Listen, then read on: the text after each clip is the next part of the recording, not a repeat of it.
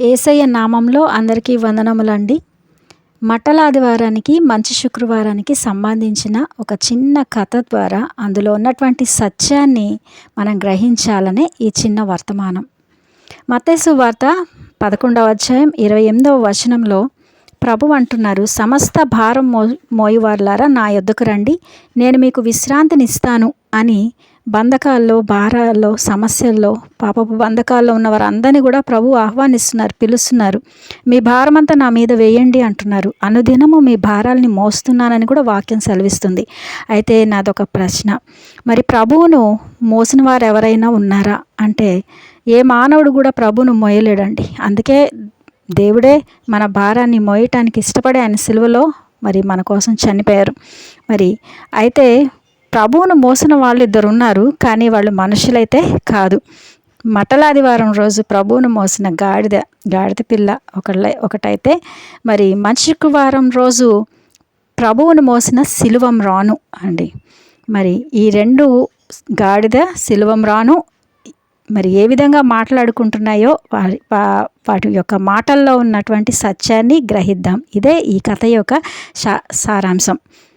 మరి గాడిద సిలువ రాను చూసి మాట్లాడుతోంది.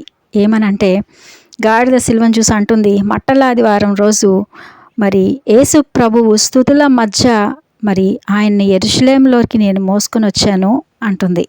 అలాగే సిలువ రానంటుంది, నేనైతే మోయలేదు, కానీ నన్ను మొట్టమొదటిగా ప్రవ్వే నన్ను మోసుకొని ఆ యెరూషలేము వీధుల్లో నుంచి వెళ్ళి ఆ తర్వాత నా మీద ఆయన సిలువ వేసినప్పుడు నేను ఆయన్ని మోస్తూ ఉన్నాను అని చెప్తుంది. అప్పుడు మరి గాడిద అంటుంది, మరి యేసు ప్రభువుని నా మీద నేను మోసుకొని వెళ్తున్నప్పుడు దావీదు కుమారుడా జయము అని కేకలు వేస్తున్న మనుషులను చూశాను, ఆయన నేను ఒక రాజుగా చూశాను అంటుంది. సిలువ అంటుంది, నా మీద నేను ఆయన్ని మోస్తూ ఉన్నప్పుడు నేను ఆయన్ని ఒక రక్షకునిగా చూశాను అంటుంది. ప్రియమైన వారలారా, అయితే గాడిద అంటుంది, ప్రజలందరూ ఆ రోజు హోసన్నా దావీదు కుమారునికి జయము అని స్తుతించారు. అంటే సిలువ అంటుంది, లేదు, నేను ఆయన మోస్తున్నప్పుడు ప్రజలంతా ఆయన్ని సిలువ వేయండి, ఆయన సిలువ వేయండి అని చెప్పి కేకలు వేశారు అని చెప్తుంది. మరి గాడిద అంటుంది, పచ్చని ఒలీవ చెట్ల కొమ్మలను చూసి నేను ఆ రోజు ఎంతగా ఆనందించానో తెలుసా అంటుంది. సిలువ అంటుంది, లేదు, నేను నా మీద చిమ్మినటువంటి సిలువ రాను మీద చిమ్మిన ఆయన ఎర్రని రక్తధారలను చూసి నేను ఎంతగానో ఏడ్చాను తెలుసా అంటుంది. మరి గాడిద అంటుంది, దారి పొడవునా బట్టలు పరవడం చూసి ఆయన్ని గౌరవిస్తూ బట్టలు పరిచారు, ఎంత ఆనందం వేసిందో తెలుసా అంటే సిలువ అంటుంది, లేదు, ఆ రోజు ఆయన బట్టలను చింపి ముక్కలు చేసి పంచుకోవడం చూసి నా హృదయం ఎంతో వేదన పడింది అని చెప్తుంది. గాడిద అంటుంది, ఆ రోజు నేను చాలామంది జనసమూహము, యాజకులు, ప్రధానులు, అపోస్తలులు, ప్రజలు ఆయనతో రావడం చూసి, ఆయన వెనక సమూహంగా రావడం చూసి ఎంత ఆనందపడ్డానో అంటుంది.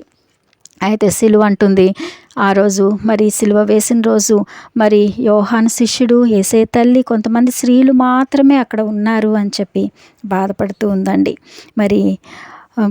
మరి గాడిద అంటుంది, ఆ రోజు నేను ప్రకాశవంతమైన సూర్యుని చూశాను అంటే సిలువ అంది, లేదు, ఆ రోజు ఆ దేశమంతా అలుముకున్న చీకటిని నేను చూశాను అంటుంది.